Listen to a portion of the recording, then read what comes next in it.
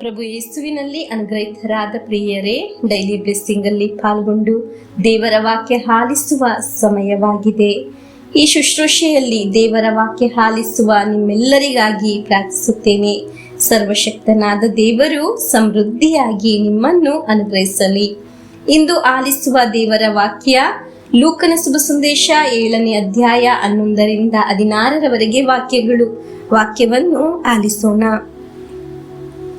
ಇದಾದ ನಂತರ ಯೇಸುಸ್ವಾಮಿ ನಾಯಿನ್ ಎಂಬ ಊರಿಗೆ ಹೊರಟರು. ಅವರೊಂದಿಗೆ ಶಿಷ್ಯರು ಅನೇಕ ಜನರು ಹೊರಟರು. ಊರ ಬಾಗಿಲನ್ನು ಸಮೀಪಿಸಿದಾಗ ಒಂದು ಶವಯಾತ್ರೆಯನ್ನು ಅವರು ಎದುರುಗೊಂಡರು.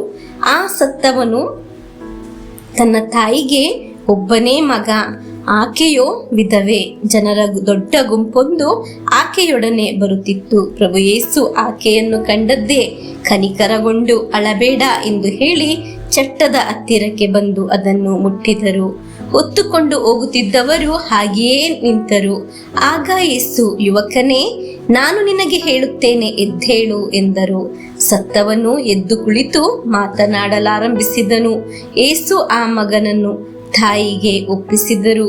ಎಲ್ಲರೂ ಭಯಭ್ರಾಂತರಾದರು. ಮಹಾಪ್ರವಾದಿಯೊಬ್ಬನು ನಮ್ಮಲ್ಲೇ ಉದಯಿಸಿದ್ದಾನೆ, ದೇವರು ತಮ್ಮ ಜನರನ್ನು ರಕ್ಷಿಸಲು ಬಂದಿದ್ದಾರೆ ಎಂದು ದೇವರನ್ನು ಕೊಂಡಾಡಿದರು.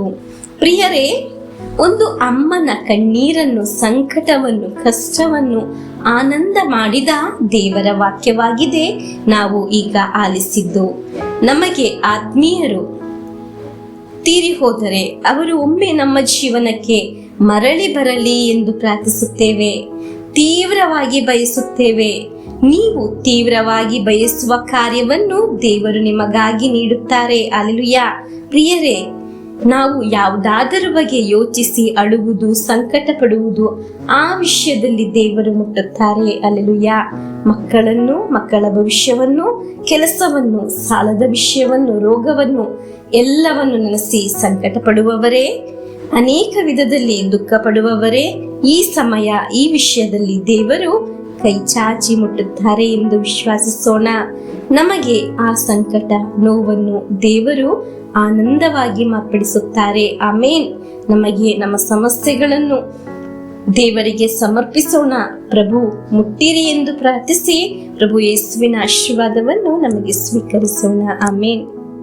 ನಮ್ಮೇ ಪ್ರಭು ಯೇಸು ಕ್ರಿಸ್ತರ ವರಪ್ರಸಾದವು, ದೇವರ ಪ್ರೀತಿಯು, ಪವಿತ್ರಾತ್ಮರ ಅನ್ಯೋನ್ಯತೆಯು ನಿಮ್ಮೊಡನ ಇರಲಿ.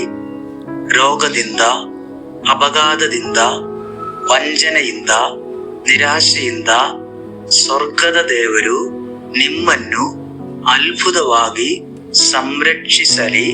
ದೀರ್ಘಾಯುಸ್ಸು, ಆರೋಗ್ಯ, ಸಮಾಧಾನ, ಸಂತೋಷ ಉಂಟಾಗಲಿ. ಪಿತನ, ಸುತನ, ಪವಿತ್ರಾತ್ಮರ ನಾಮದಲ್ಲಿ ಆಮೇನ್.